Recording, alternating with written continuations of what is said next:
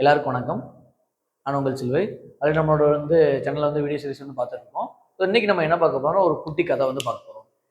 அந்த குட்டி கதைக்குள்ளே போகிறதுக்கு முன்னாடி நம்மளோட சேனல்லேருந்து நம்ம நிறையா குட்டி கதைகள், அதுக்கப்புறம் மேக்ஸ் கண்டென்ட்ஸ், அதுக்கப்புறம் ஷார்ட்ஸு, ஸோ இன்ஸ்டாகிராம் நம்ம நிறையா ஷார்ட்ஸு புதிரெல்லாம் போட்டுட்ருக்கோம். ஸோ அதெல்லாம் அதோட இன்ஸ்டாகிராம், ஃபேஸ்புக் இதோட லிங்க் எல்லாமே கீழே கொடுத்துருக்குன்னா, இன்றைக்கி நம்ம ஒரு முக்கியமான கதை பார்க்க போகிறோம். அந்த கதை ஒரு ஊரில் எப்படி ஒத்துமையை ஆக்கணும் அப்படிங்கிறத தான் பேஸ் பண்ணி இருக்கும். அதில் கணக்கு வழியாக அதை எப்படி நம்ம இந்த ஊரில் உள்ள எல்லாத்தையும் நம்ம ஒற்றுமையாக்கணும்னு சொல்லிட்டு பார்க்கலாம். ஓகேவா? கொஞ்சம் லென்த்தாக தான் வரும். ஸோ முடிஞ்சால் ஒரே வீடியோவில் பார்க்கலாம், இல்லை 2 வீடியோவாக பார்க்கலாம். ஓகேவா? ஸோ என்னன்னா, ஒரு ஊர் இருக்குது. ஸோ எப்போதுமே ஒரு ஊர் இருக்கும்.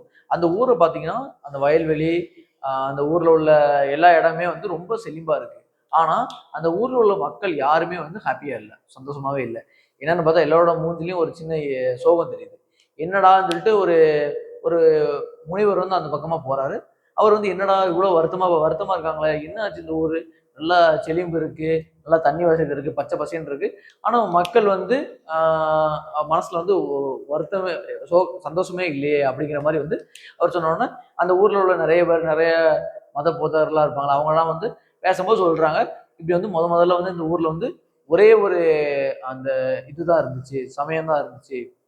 இப்போ என்னாச்சுன்னா, ஒரே சமயம் இருக்கும்போது ஒரே ஒரு ரிலீஜியன் தான் இருக்கு. ஹிந்துனா ஹிந்து, முஸ்லீம்னா முஸ்லீம், அந்த மாதிரி ஒரே இது இருந்தோன்னா, இப்போ என்னாச்சுன்னா அதுல என்ன கட்டு இருந்தாலும் அவங்களுக்குள்ளே பண்ணிப்பாங்க. இப்போ என்ன ஆயிடுச்சுன்னா, அதுல நிறைய மதங்கள் வந்த உடனே, இப்போ ஒரு ஏதாவது ஒரு சடங்கோ ஏதோ சம்பிரதாயம் பண்ணும்போது ஊர்ல எல்லாரும் ஒண்ணு கூடல.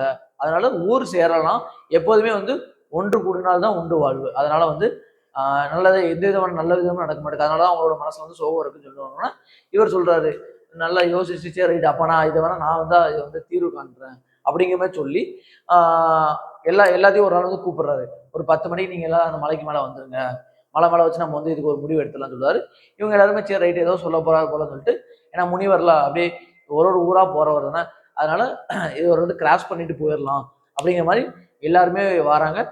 சொன்ன உடனே, ஓ அப்போ இதுதான் விஷயம்னு, அப்போ நான் ஒரு கருத்தை சொல்ல போறேன். ஸோ நான் முதல்ல எந்த மதத்தையும் சேர்ந்தவங்க கிடையாது.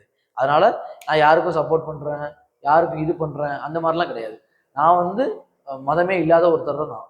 அதனால இப்போ என்ன பண்ண போறோம்னா, நான் ஒரு விஷயத்தையும் சொல்ல போறேன். எப்போதுமே இறைவன் ஒரே ஒருத்தர் தான். தூணிலே இருப்பார், துருமுனையும் இருப்பான்னு சொல்லுவாங்க. அதனால ஒருத்தர் தான். இப்போ அதை நம்ம எப்படி அதை ப்ரூவ் பண்ணோம்னா, நீங்க ஒரு 10 பேர் இருக்கீங்கன்னு வச்சுக்கோங்களேன். நான் 10 பேரை 2 மதமா பிரிக்கிறேன். இப்போ 10 2ஆ பிரிச்சோம்னா 5 மதத்துல ஒரு மதத்துல 5 பேரும், இன்னொரு மதத்துல 5 பேரும் வருவோம். இதே ஒரு 15 நான் 3ஆ பிரிச்சோம்னா 5 பேர் வருவாங்க. இதே நான் 21 3ஆ பிரிச்சோம்னு வச்சுக்கோங்களேன், 3ஆ பிரிக்கும் போது 7 பேர் வருவாங்க. அப்படின்னா 7 பேர் 7 பிரிவா பிரிவாங்க. இப்போ இதே 16 நான் 5ஆ பிரிச்சோம்னா 3ஆ பிரிவாங்க. இன்னும் ஒருத்தர் எப்படி போறதுனே தெரியாம போயிடுவாரு.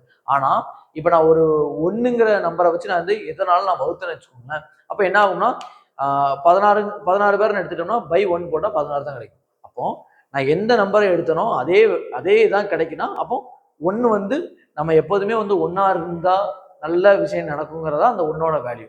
ஓகேவா? அப்போ எல்லாருமே ஒத்துமையா இருக்கணும். அது போக வேற என்னன்னா, இப்போ நம்பர்ஸ்லேயே நிறைய விஷயம் இருக்கும். இப்போ நான் 1 வச்சு சொல்லிட்டேன்னா, இப்போ இதே மாதிரி நான் ஒரு நம்பர் எடுத்துக்கிறேன். ஏதோ ஒரு நம்பர் 1 தவிர மீதி எந்த நம்பர்னாலும் எடுத்துக்கலாம். இப்போ ஃபார் எக்ஸாம்பிள் நான் ஒரு நம்பர் எடுத்துக்கிறேன், 32 ஒரு நம்பர் எடுத்துக்கிறேன். இப்போ நான் 32ங்கிற ஒரு நம்பர் எடுத்தேன்னு வச்சுக்கோங்களேன். இப்போ இந்த நம்பரை நான் வர்க்கப்படுத்துறேன். 3 ஸ்கொயர் + 2 ஸ்கொயர். ஓகேவா? அப்போ எனக்கு 3 பெருக்குனா 9 + 2 பெருக்குனா 4 13. அப்போ நான் அந்த 13 மறுபடியும் 1 ஸ்கொயர் + 3 ஸ்கொயர். அப்போ என்ன வரும்? 1 ஸ்கொயர் 1 + 9, அப்போ 10. அப்போ 10 நான் ஸ்கொயர் பண்ணும்போது 1 ஸ்கொயர் + 0 ஸ்கொயர் ஈக்குவல் டு, அப்போ 1 ஸ்கொயர்னா 1 + 0, அப்போ 1 தான் கிடைக்கும். அப்போ நான் 32 எடுத்து நான் 2 அதோட அந்த டிஜிட்ஸ் இருக்குல்ல, அந்த டிஜிட்ஸ் தனித்தனியாக வர்க்கப்படுத்தினோம்னா எனக்கு கடைசியில் 1 தான் கிடைக்கும். இப்படி இருக்க நம்பர்ஸ்க்கு நம்ம என்ன சொல்லுவாங்கன்னா, இதுக்கு பேர் ஹாப்பி நம்பர்ஸ். இது என்ன சொல்லணும்னா, நீ எங்க இருந்து ஆரம்பிச்சாலும் கடைசியில் 1ல தான் முடியும் அப்படிங்கிற மாதிரி அர்த்தம். இதே மாதிரி 58 எடுத்துக்கோங்க. ஃபார் எக்ஸாம்பிள் 58 எடுத்து அந்த நம்பரை நீங்க பண்ணும்போது பாத்தீங்கன்னா, 58ங்கிற நம்பர் என்ன கிடைக்கும்னு சொல்லிட்டு கீழே கமெண்ட் பண்ணுங்க. எனக்கு விடை தெரியும். இதே மாதிரி நீங்க எந்த நம்பர்லாம் எடுத்துக்கோங்கன்னா, எந்த நம்பரே எடுத்து அந்த நம்பரை நான் வர்க்கப்படுத்தி கூட்டும் போது எனக்கு விடை வந்து 1 கிடைச்சா அந்த நம்பரோட பேர் என்ன, மகிழ்வெண்கள் எல்லாம் ஹாப்பி நம்பர் சொல்லுவாங்க.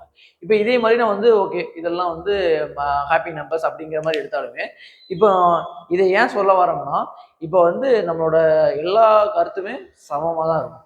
நான் முதல்ல சொன்ன மாதிரி தான். இப்போ 1ங்கிற ஒரு நம்பர் எடுத்தா இந்த மாதிரி கிடைக்கும். அதே மாதிரி நான் நெக்ஸ்ட் என்ன பார்க்க போறோம்னா, அதே மாதிரி சொல்றாப்புல இவர் சொல்ற விஷயமே வந்து அங்க உள்ள ஊர்ல உள்ள நிறைய மத போதர்கள் ஓகே இப்போ இதான் விஷயம் போல. என்னதான் நம்ம வந்து கோடி கோடியா நம்ம ஊர் வந்து அவ்வளவு செழிப்பா இருந்தாலுமே நம்ம கிட்ட இது இல்ல, மகிழ்ச்சி இல்லைன்னா அது வந்து வேஸ்ட் தான். அது போக 1ங்கிற நம்பர் வந்து ரொம்ப சிம்பிளா சொல்லலாம். இப்போ நான் வந்து 1 தானே அப்படிங்கிற மாதிரி சொல்ல முடியாது. ஏன்னா இப்போ ஒரு நேச்சுரல் நம்பர் எடுத்துக்கலாம், 7 எண்கள் எடுத்துக்கலாம். நான் இப்போ 1ங்கிற நம்பரை வச்சு 7 எண்கள் ஃபுல்லா வந்து நான் வந்து ஜென்ரேட் பண்ணிடுவேன். அப்படிதானே 1 + 1 2, 1 + 1 + 1 3. இப்போ இதே மாதிரி நம்ம போட்டுட்டே இருந்தோம்னா இன்ஃபினிட்டி வரைக்கும் இருக்கும். அப்படிதானே இன்ஃபினிட்டி வரைக்கும் இருக்கனால நம்ம எல்லா நம்பரையுமே நம்ம முதல்ல ஜென்ரேட் பண்ண முடியும். அதே மாதிரி அந்த பிரிக்கிற நம்பரும் நம்ம எந்த எண்ணால நம்ம வந்து 1 வந்து வகுத்தாலும் சரி, எந்த எண்ணால 1 பெருக்கினாலும் சரி அதே எண் தான் கிடைக்கும். அப்போ இதே மாதிரி தான் நம்மளுமே என்ன பண்ணணும்னா ஒரு விஷயத்தை நம்ம வந்து சொல்ல போறோம்னா 1 மாதிரி இருக்கணும். ஏன்னா வந்து அதை நம்ம பெருக்கினாலும் சரி வகுத்தாலும் சரி அதே தான் கிடைக்கும். நம்மளும் அப்படி அதே மாதிரி தான். இப்போ இன்னைக்கு வந்து நமக்கு வந்து ஒரு ஒரு விஷயம் கிடைக்கி, இன்னைக்கு வந்து நான் வந்து ஒரு 1000 rupees வந்து நான் ஏர்ன் பண்றேன், 1000 ரூபாய் ஏர்ன் பண்றேன்னா நான் என்னோட லைஃப் ஸ்டைல் அதே மாதிரி தான் இருக்கும். நாளைக்கு ஒரு 10,000 ஏர்ன் பண்ணாலும் அதே மாதிரி தான் இருக்கும். திடீர்னு 1000 வந்தாலும் ஒரு வாழ்க்கை, 10,000 வந்தாலும் ஒரு வாழ்க்கைன்னு நம்ம வாழ்ந்தேன்னு வச்சுக்கோங்களேன், அடுத்து கடைசியில வந்து அது எப்படி போகும்னு நம்மளால சொல்ல முடியும். ஸோ இந்த கதையில இருந்து இதுல இருந்து அந்த ஊர் மக்கள் வந்து நிறைய தெரிஞ்சுட்டாங்க. இப்போ முடிவு வந்து கரெக்டாக சொல்றாரு. ஸோ வந்து மகிழ்வெண்கள்லாம் என்னது, 1 வச்சு நம்ம பண்ணா என்ன கிடைக்கும், இதெல்லாம் தெளிவா பார்த்தாச்சு. ஸோ இந்த கதை உங்களுக்கு பிடிச்சிருந்தா நீங்க வீடியோ வந்து லைக் பண்ணிக்கோங்க. இந்த வீடியோவை வந்து உங்க ஃப்ரெண்ட்ல வந்து இந்த மாதிரி இந்த கதைக்கு யாருக்கெல்லாம் சூட் ஆகுமோ அவங்க எல்லாத்துக்கும் ஷேர் பண்ணிங்க. இதே மாதிரி ரெகுலராக கதைகளை பார்க்கறதுக்கு நம்மளோட சேனலை வந்து சப்ஸ்கிரைப் பண்ணிக்கோங்க. அது போக இந்த முதல்ல நம்ம எழுதி போட்டது 4/1 - 4/0/√9. ஸோ இதோட விடை என்னதோ அதை நீங்க கீழே வந்து கமெண்ட்ல வந்து லீவ் பண்ணுங்க.